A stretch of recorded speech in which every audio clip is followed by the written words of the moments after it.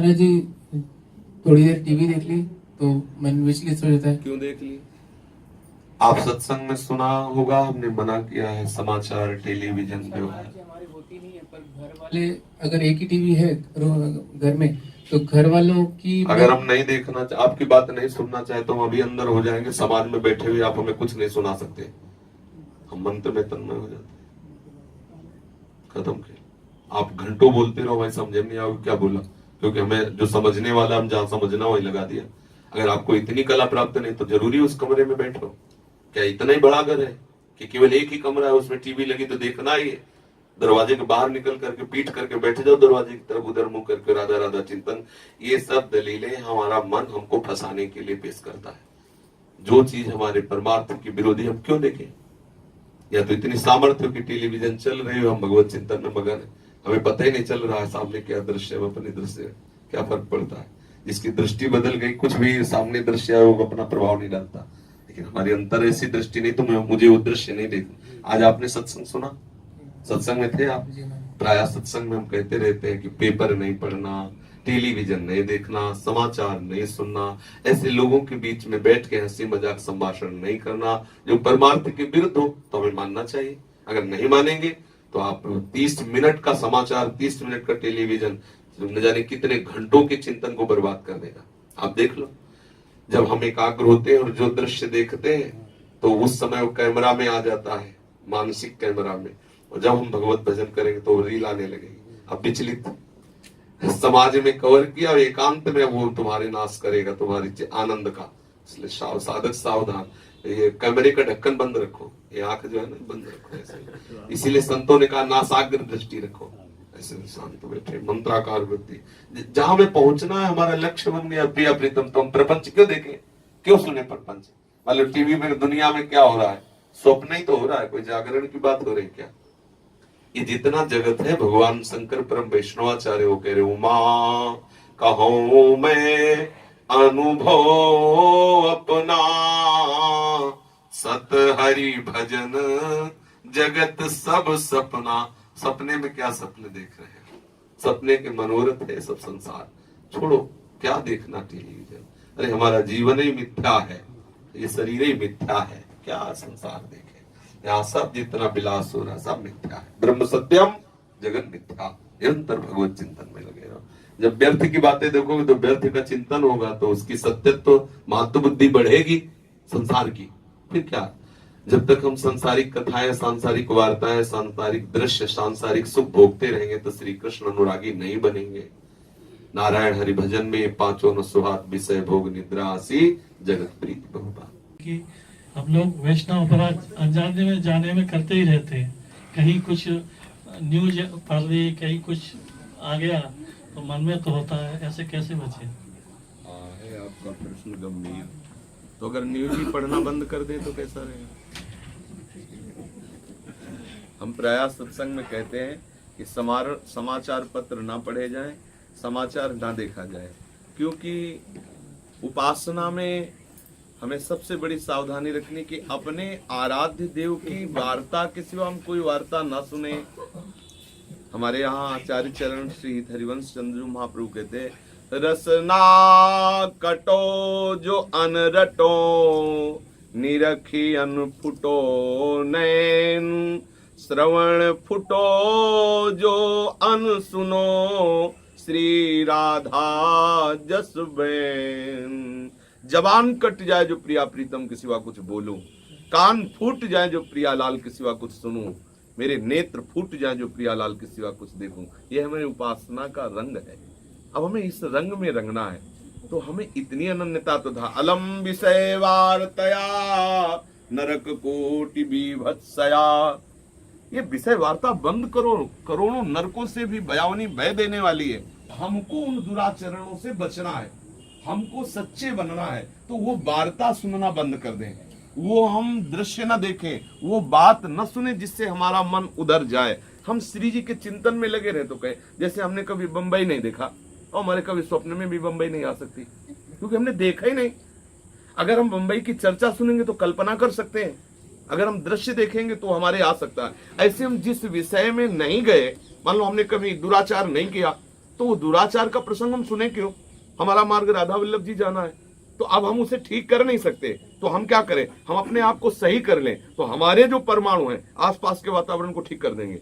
एक गंदा आदमी अगर मोहल्ले में रहता हो तो पूरा मोहल्ला गंदा और बदनाम माना जाता है। चाहे जितना कोई बड़ा वहां विद्वान और भजनानंदी बसता हो तो उसका नाम नहीं होगा, उसका नाम वो अमुक उसका ऐसा। अगर एक आदमी भगवत भक्त हो जाए, एक आदमी अपने को सुधार ले, और ऐसे एक एक सुधार ले तो सब सुधर जाएंगे।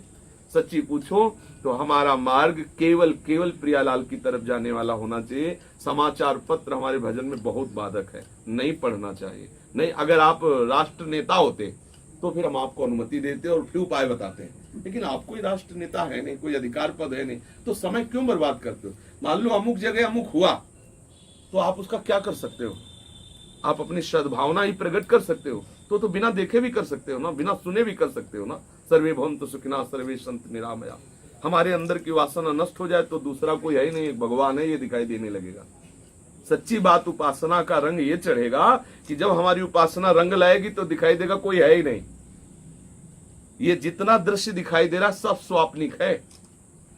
जब जगोगे तो एकमात्र भगवान के सिवा और कोई नहीं है। जे ही जाने जग जाए हेराई, और जागे जथा स्वप्न भ्रम जाए। स्वप्न में देख रहे थे बहुत मेला बाजार मकान लड़ाई झगड़ा, और जब जगे तो अपने सैया पे अकेले अपने को पाया। ये संसार का जितना भी दृश्य है ये सब असत्य है। अब इसमें कहीं पूजा हो रही होगी तो कहीं वध हो रहा होगा, कहीं जितेंद्रियता का पूर्ण रूप से पालन हो रहा होगा तो कहीं व्यभिचार हो रहा होगा। ये संसार है, भगवान का पूर्ण बगीचा है। पूर्ण तभी माना जाता है जब दोनों चीजें हो, रसोई भी है तो शौचालय भी है, अच्छा भी है तो बुरा भी है, कुछ फूल सुगंधित है तो कुछ दुर्गंध वाले कांटे वाले भी हैं, तभी तो बगीचा है वो। हरि का ये बगीचा है, जड़ चेतन जितना है ये गुण दोष में बगीचा है। हमको क्या चाहिए? तुम्हें दुर्गंध वाले फूल चाहिए, सुगंध वाले चाहिए? चयन करो। अगर तुम संसार का चिंतन करोगे, निंदा स्तुति में रहोगे तो तुम वहीं पहुंच जाओगे जहां उनको जाना है। तो तुम्हें क्या वहां जाना है या तुम्हें ठाकुर जी के पास जाना? ठाकुर जी के पास जाना है तो उधर की बात मत करो। हमें जाना है छठी करा, तो हम फिर अन्य मार्ग वाले किलोमीटर जानकारी करके क्या करेंगे? हमें तो छठी करा वाला मार्ग चाहिए भाई, कहां से मुड़ना है, कहां जाना है, कैसे जाना है। तो हमें जाना है श्री जी की तरफ। अब श्री जी के मार्ग की हमें बातें सुननी है, श्री जी के मार्ग की बातें करनी है, श्री जी के मार्ग में जो चल रहे हैं उनसे हमें व्यवहार करना, पीछे हमें भूल जाना है। समझ में आ गया ना? अगर वो सब देखते रहोगे तो सब होता रहेगा। छोड़ो, सत मार्ग में चलो। जो कुछ हो रहा है वो भगवान की माया का विलास है। तो तुम माया के विलास में डूबना चाहते हो भक्ति के विलास में? यदि आप भक्ति के विलास में, तो बंद करो माया के विलास का पढ़ना सुनना देखना बोलना, और आओ भक्ति के विलास में। यही पढ़ो, यही सुनो, यही देखो, यही बोलो, तो अभी महात्मा बन जाओगे। और उधर देखते रहोगे तो दुरात्मा बन जाओगे। जो हम बार बार सुनते हैं वो हमें करना ही पड़ेगा निश्चित। आप नोट कर लो इस बात को। अगर तुम दूसरे को कहते हो ये गंदा है, ये चोर है, ये हिंसक है, ये व्यभिचारी है, अगर आप वो ना बन जाना तो हमें बता देना। जीवन में आपके वो सारे दोष आ जाएंगे जो आप देख रहे हो, सारे दोष आ जाएंगे। ये शास्त्रीय विधान है। और आप किसी संत को देखते रहिए और आप उसका संग, आप स्वयं संत बन जाएंगे। यही पहचान उस संत की। संग का बहुत बड़ा रंग चढ़ता है, कुसंग से पतन हो जाता है और सत्संग से जीव की उन्नति हो जाती है। इसलिए बंद करो, उधर देख शास्त्र। ठीक है? चाहे वो गृहस्थ साधक हो चाहे विरक्त साधक हो, उसको चाहिए कि ग्राम्य गीतम न सुनयात, कभी भी ग्राम्य गीतों को ना सुने। ग्राम्य गीतम, ये चित्त एक पवित्र वस्त्र की तरह है। जो चित्त है पवित्र वस्त्र की तरह है, जैसा रंग चढ़ाओ वैसा रंग चढ़ जाता है। इसमें स्वयं में इसमें कोई रंग नहीं है। चित्त जो है स्वयं में कोई रंग नहीं, जैसा रंग चढ़ाओ वैसा चढ़ जाता है। जिस क्षण चढ़ाओ उसी क्षण चढ़ जाता है। और रंग चढ़ने का चित्त में ये 5 ज्ञानेंद्रियां हैं स्थान। हम जो नेत्रेंद्रिय के द्वारा रूप देखते हैं, जैसा रूप देखेंगे वैसे चित्त में चिंतन बनेगा, वैसे ही तदाकार वृत्ति होगी। जैसा श्रवणेंद्रिय से हम श्रवण करते हैं, त्वगेंद्रिय से जैसा स्पर्श करते हैं, रसेंद्रिय से जैसा स्वाद लेते हैं, वैसा हमारे चित्त का स्वभाव स्वरूप बन जाता है। यदि हम सतोगुण तो सतोगुण चित्त, रजोगुण तो रजोगुण प्रभाव से युक्त चित्त, तमोगुण तो तमोगुण से। जब हमारे हृदय में ये सांसारिक गीत पढ़ते हैं तो रजोगुण तत्काल हमारे हृदय को आकर्षित कर लेता है। रजोगुण का स्वभाव काम पैदा कर देना, तत्काल वो काम के वशीभूत हो जाता है। जैसे फिल्मी गाने हैं, ये ग्राम्य गीत है। फिल्मी गानों में जो संगीत बजता है, फिल्मी गानों में जो बोल होते हैं, फिल्मी गाने वाले जो गाना गाते हैं, उनका हृदय रजोगुणी होता है। उनके लक्ष्य में सामने शरीर होता है, ना कि सच्चिदानंद तत्व। शब्द भले कितने भी महान उनमें प्रयोग किए गए हो, लेकिन वो शब्द किसी पार्थिव पांचभौतिक रूप को निमित्त बनाकर कहा गया है। उन गानों के सुनने से निश्चित अंदर रजोगुण प्रकट होगा और निश्चित पुरुष और स्त्री की परस्पर आसक्ति का वर्धन होगा और साधक का पतन हो जाएगा।